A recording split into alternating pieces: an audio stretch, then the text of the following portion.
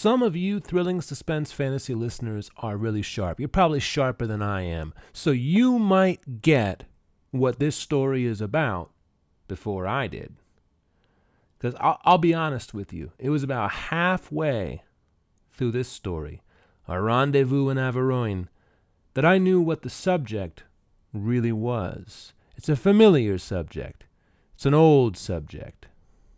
It's a subject that Clark Ashton Smith knocks out of the park.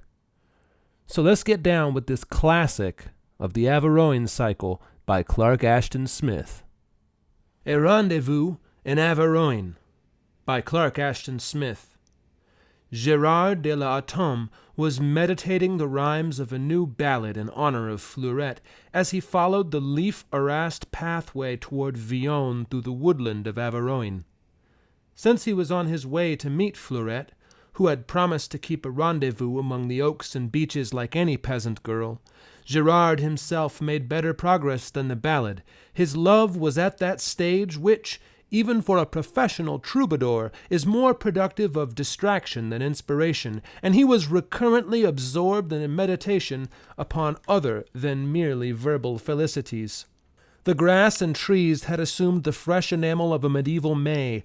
The turf was figured with little blossoms of azure and white and yellow, like an ornate broidery, and there was a pebbly stream that murmured beside the way, as if the voices of undines were parleying deliciously beneath its waters.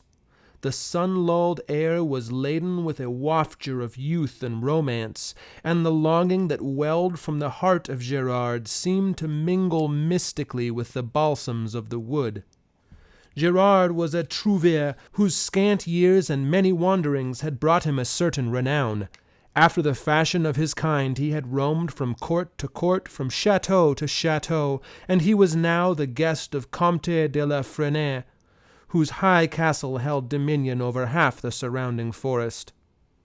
Visiting one day that quaint cathedral town, Villon, which lies so near to the ancient wood of Averoigne, Gérard had seen Fleurette, the daughter of a well-to-do mercer named Guillaume Cochin, and had become more sincerely enamored of her blonde piquancy than was to be expected from one who had been so frequently susceptible in such matters. He had managed to make his feelings known to her, and, after a month of billets doux, ballads, and stolen interviews contrived by the help of a complacent waiting-woman, she had made this woodland tryst with him in the absence of her father from Villon. Accompanied by her maid and a manservant, she was to leave the town early that afternoon and meet Gérard under a certain beech tree of enormous age and size. The servants would then withdraw discreetly, and the lovers, to all intents and purposes, would be alone.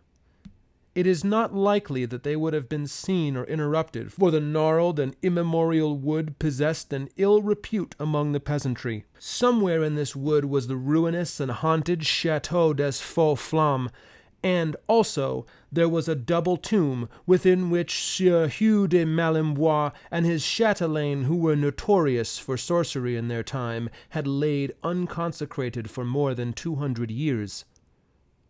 Of these and their phantoms there were grisly tales, and there were stories of loups-garous and goblins, of fays and devils and vampires that infested Averoigne, but to these tales Gérard had given little heed, considering it improbable that such creatures would fare abroad in open daylight.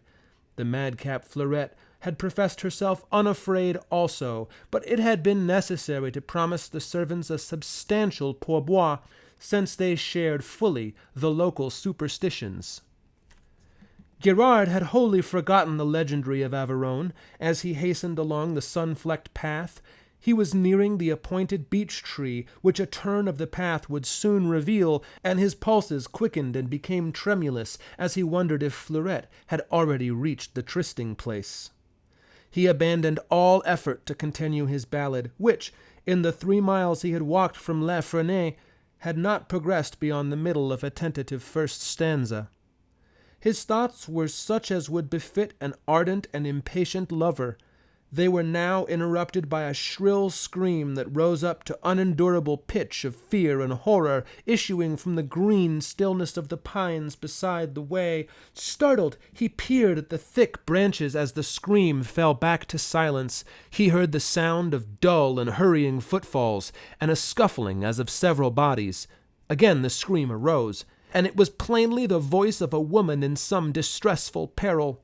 Loosening his dagger in its sheath and clutching more firmly a long hornbeam staff which he had brought with him as a protection against the vipers which were said to lurk in Averoigne, he plunged without hesitation or premeditation among the low-hanging boughs from which the voice had seemed to emerge.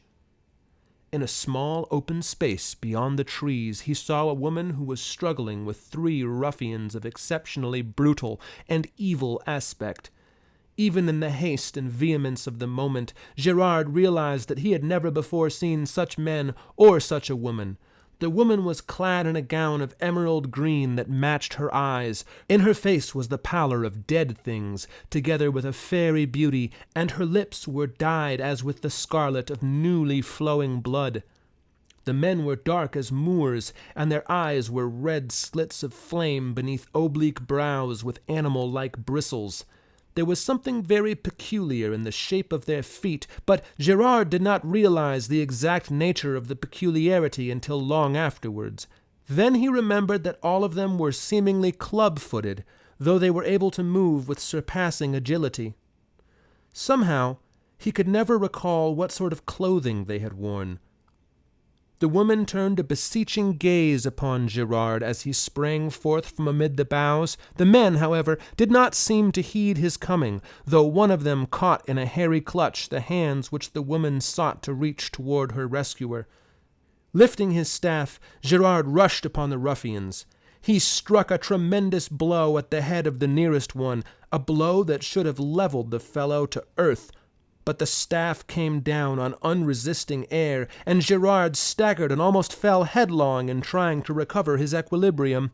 Dazed and uncomprehending, he saw that the knot of struggling figures had vanished utterly. At least, the 3 men had vanished, but from the middle branches of a tall pine beyond the open space, the death-white features of the woman smiled upon him for a moment with faint, inscrutable guile ere they melted among the needles. Gerard understood now, and he shivered as he crossed himself. He had been deluded by phantoms or demons, doubtless for no good purpose. He had been the gull of a questionable enchantment. Plainly there was something after all in the legends he had heard, in the ill renown of the forests of Averoigne.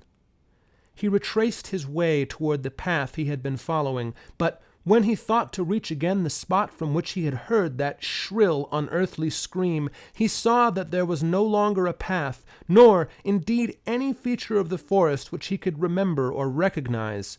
The foliage about him no longer displayed a brilliant verdure. It was sad and funereal, and the trees themselves were either cypress-like or were already sere with autumn or decay. In lieu of the purling brook there lay before him a tarn of waters that were dark and dull as of clotting blood, and which gave back no reflection of the brown autumnal sedges that trailed therein like the hair of suicides, and skeletons of rotting osiers that writhed above them. Now, beyond all question, Gerard knew that he was the victim of an evil enchantment. In answering that beguileful cry for succor, he had exposed himself to the spell, had been lured within the circle of its power.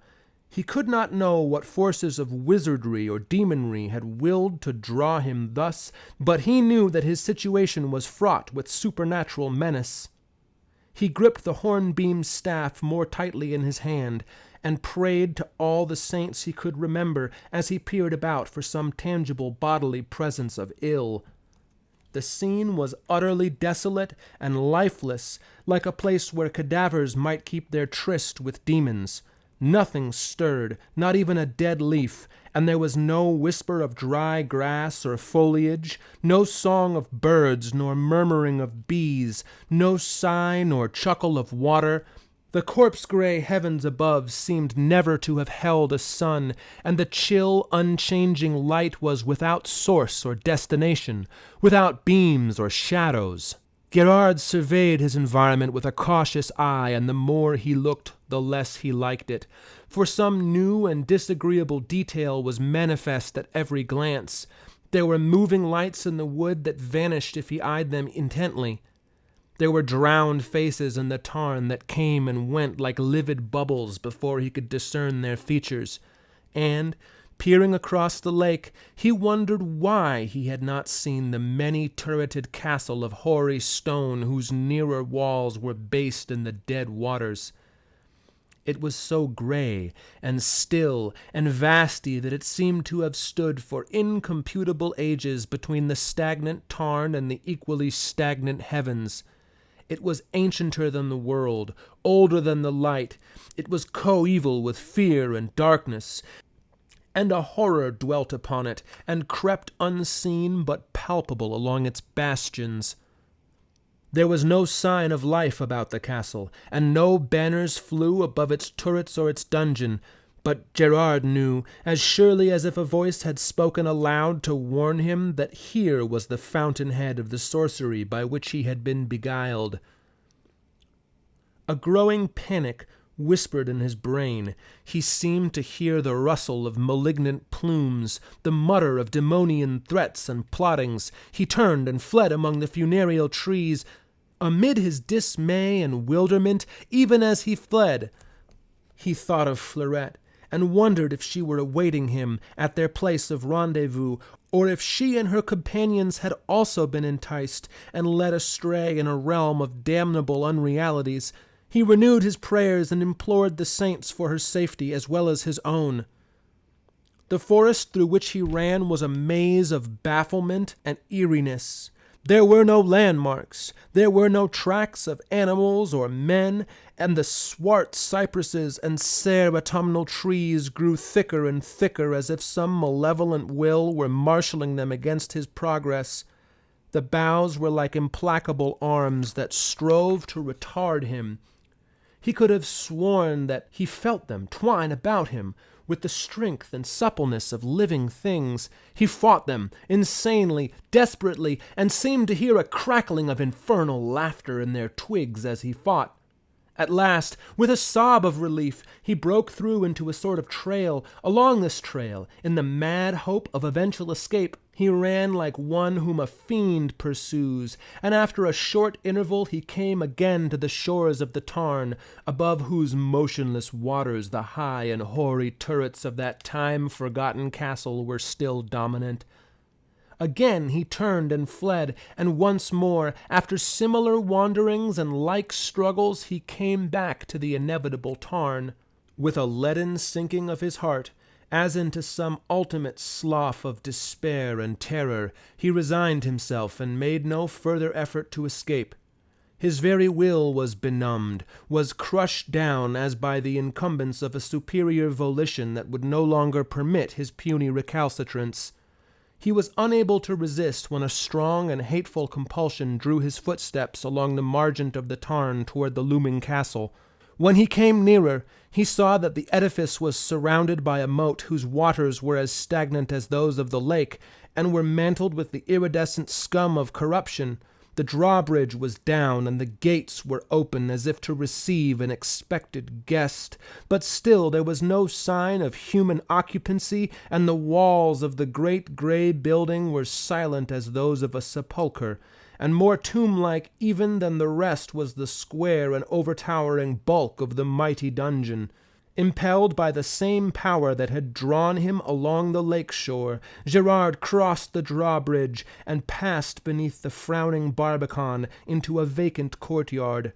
Barred windows looked blankly down, and at the opposite end of the court a door stood mysteriously open, revealing a dark hall. As he approached the doorway, he saw that a man was standing on the threshold, though a moment previous he could have sworn that it was untenanted by any visible form. Gerard had retained his hornbeam staff, and though his reason told him that such a weapon was futile against any supernatural foe, some obscure instinct prompted him to clasp it valiantly as he neared the waiting figure on the sill.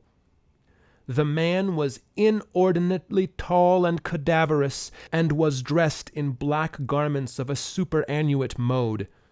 His lips were strangely red, amid his bluish beard and the mortuary whiteness of his face. They were like the lips of the woman who, with her assailants, had disappeared in a manner so dubious when Gerard had approached them.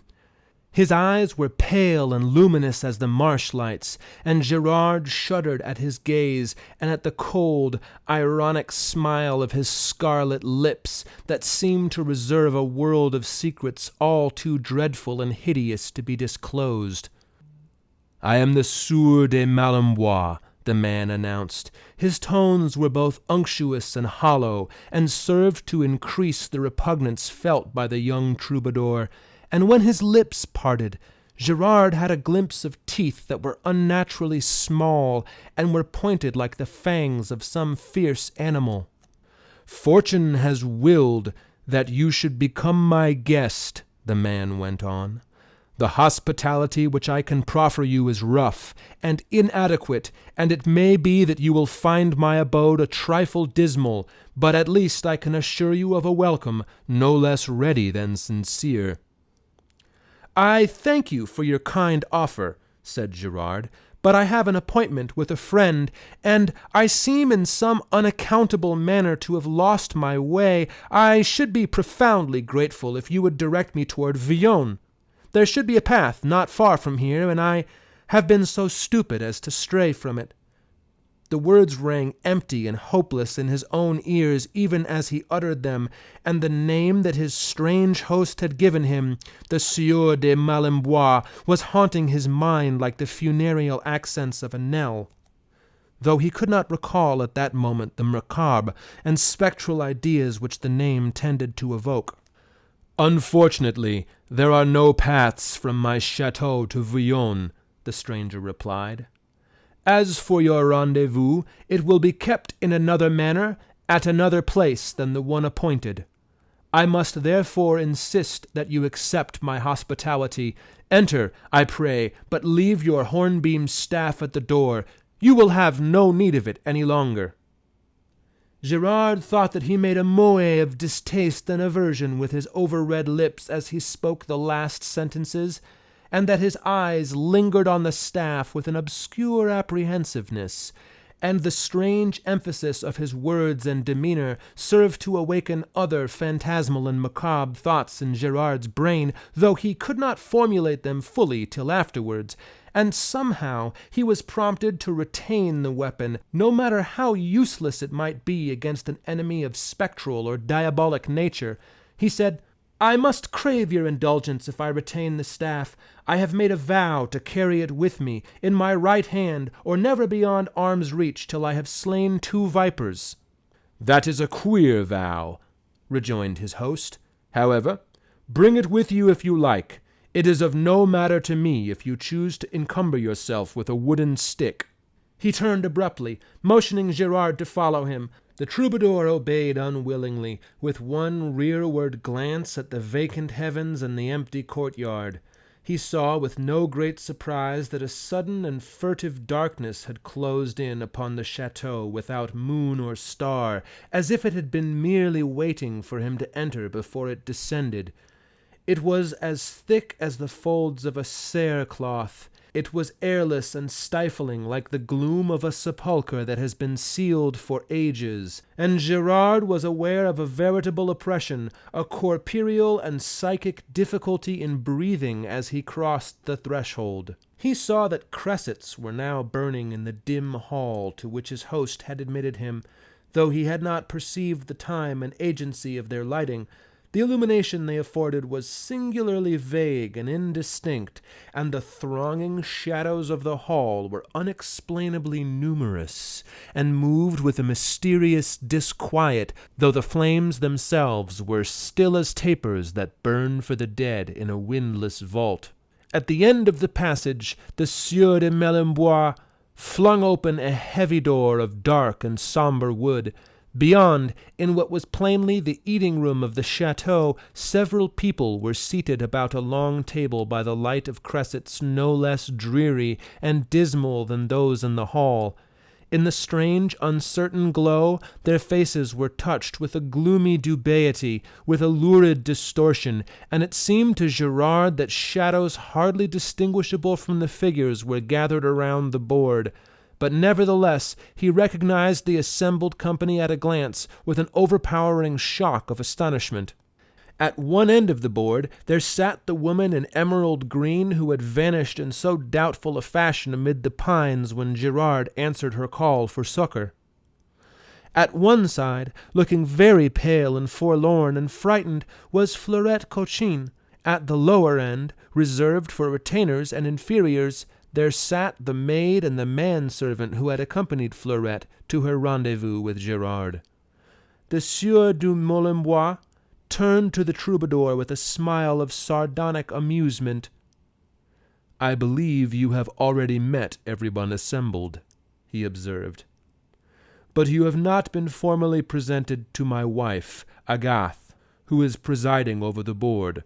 Agathe, I bring you Gerard de la Tombe, a young troubadour of much note and merit." The woman nodded slightly, without speaking, and pointed to a chair opposite Fleurette. Gerard seated himself, and the Sieur du Moulin-Bois assumed, according to feudal custom, a place at the head of the table beside his wife. Now, for the first time, Gerard noticed that there were servitors who came and went in the room, setting upon the table various wines and viands. The servitors were preternaturally swift and noiseless, and somehow it was very difficult to be sure of their precise features or their costumes.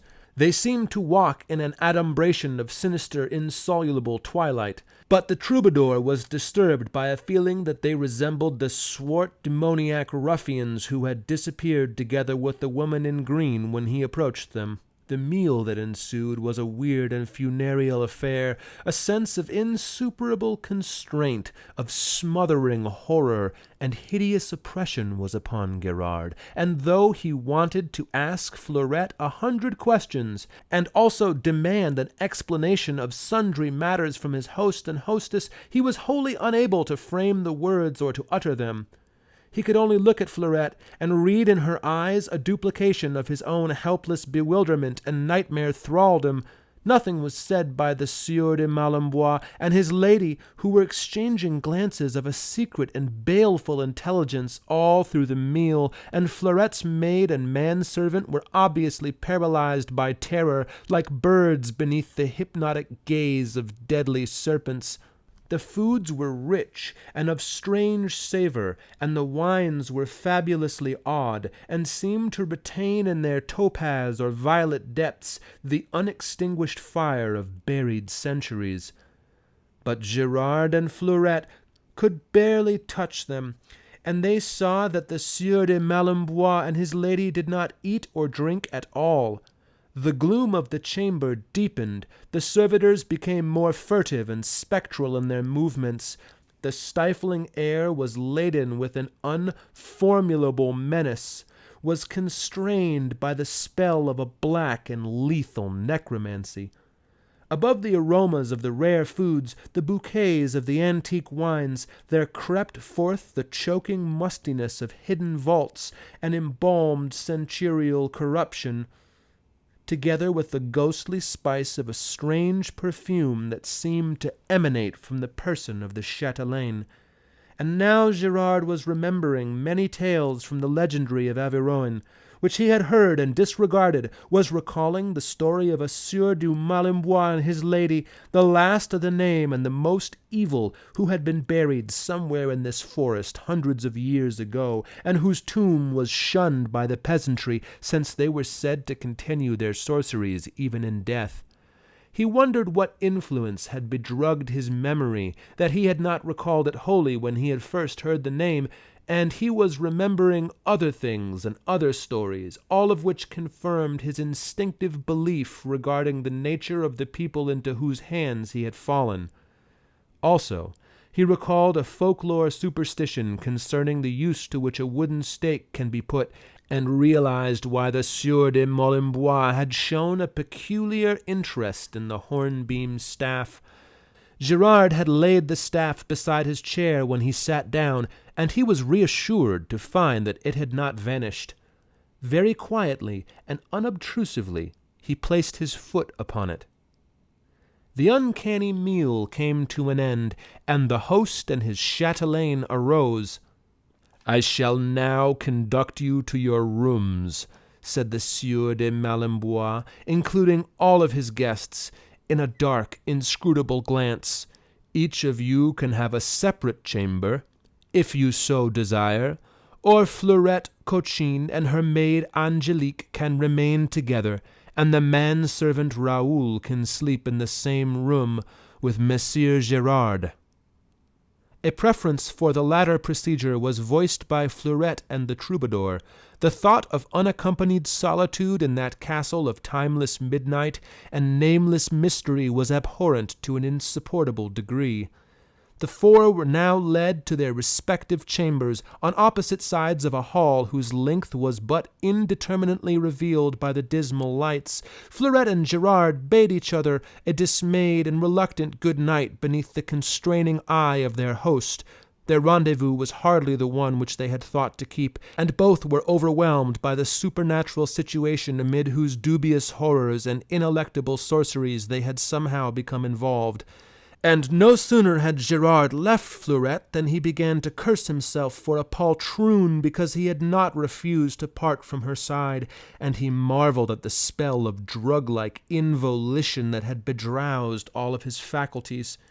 It seemed that his will was not his own, but had been thrust down and throttled by an alien power. The room assigned to Gerard and Raoul was furnished with a couch and a great bed whose curtains were of antique fashion and fabric. It was lighted with tapers that had a funereal suggestion in their form, and which burned dully in an air that was stagnant with the mustiness of dead years. "May you sleep soundly," said the Sieur de Malembois.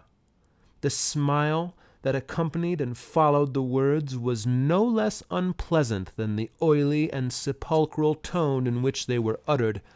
The troubadour and the servants were conscious of profound relief when he went out and closed the leaden clanging door, and their relief was hardly diminished even when they heard the click of a key in the lock. Gerard was now inspecting the room, and he went to the one window through whose small and deep-set panes he could see only the pressing darkness of a night that was veritably solid, as if the whole place were buried beneath the earth and were closed in by clinging mold. Then, with an access of unsmothered rage at his separation from Fleurette, he ran to the door and hurled himself against it. He beat upon it with his clenched fists, but in vain. Realizing his folly, and desisting at last, he turned to Raoul. "Well, Raoul," he said, "what do you think of all this?" Raoul crossed himself before he answered, and his face had assumed the vizard of a mortal fear. "I think, monsieur," he finally replied, "that we have all been decoyed by a malefic sorcery, and that you, myself, and the demoiselle Fleurette, and the maid Angelique are all in deadly peril of both soul and body." "That is also my thought," said Gerard, "and I believe it would be well that you and I should sleep only by turns, and that he who keeps vigil should retain in his hands my hornbeam staff, whose end I shall now sharpen with my dagger. I am sure that you know the manner in which it should be employed, if there are any intruders, for if such should come, there would be no doubt as to their character and their intentions. We are in a castle which has no legitimate existence as the guests of people who have been dead, or supposedly dead, for more than 200 years, and such people, when they stir abroad, are prone to habits which I need not specify." "Yes, monsieur." Raoul shuddered, but he watched the sharpening of the staff with considerable interest.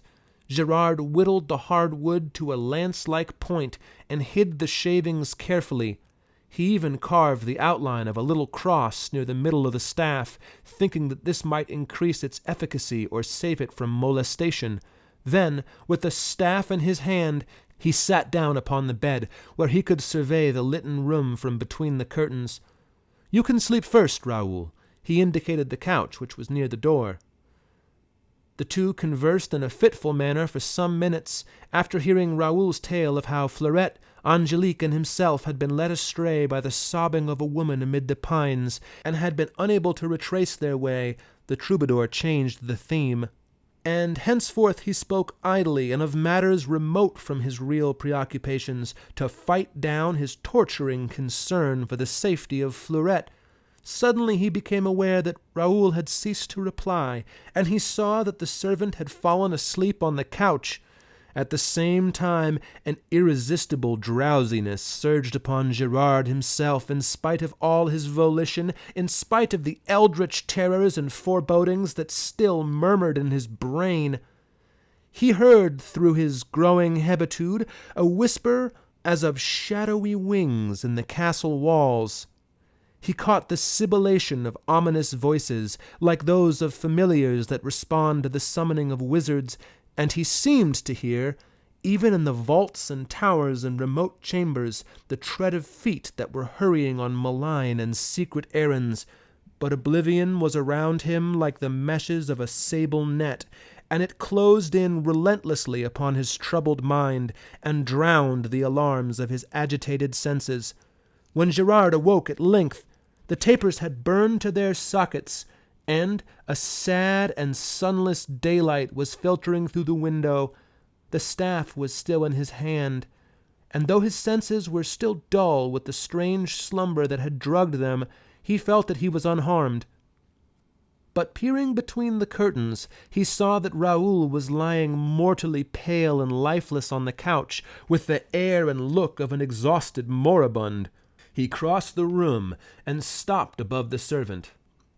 There was a small red wound on Raoul's neck, and his pulses were slow and feeble, like those of one who has lost a great amount of blood.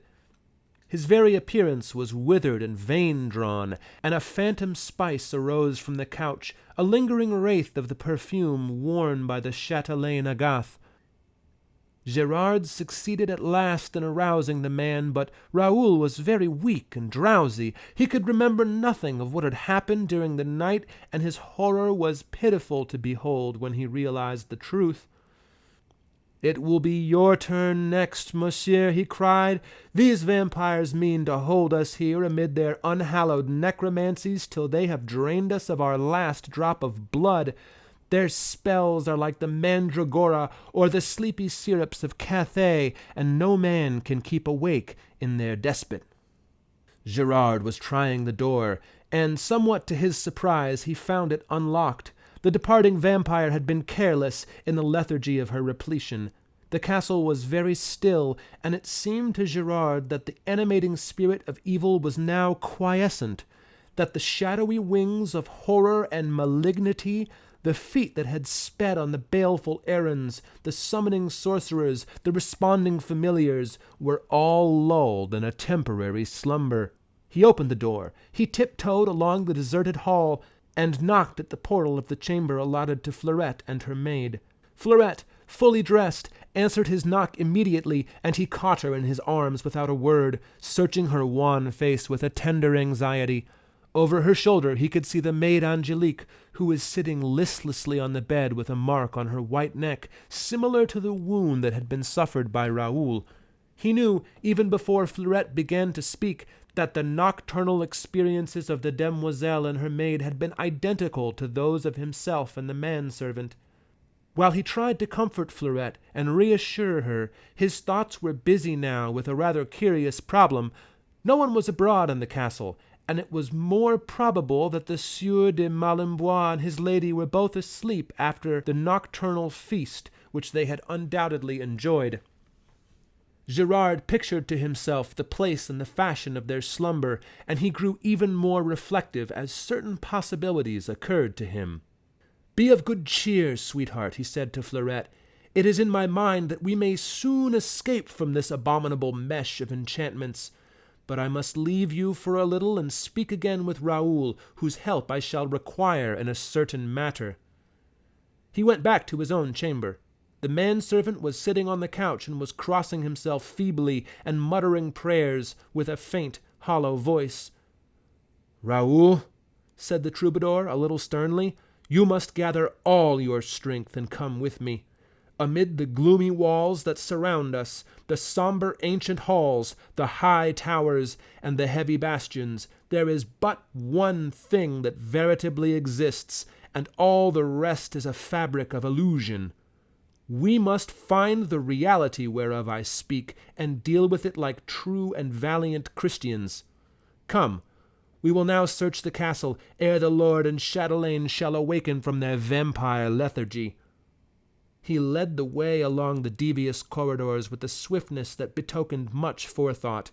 He had reconstructed in his mind the hoary pile of battlements and turrets as he had seen them on the previous day, and he felt that the great dungeon, being the center and stronghold of the edifice, might well be the place which he sought.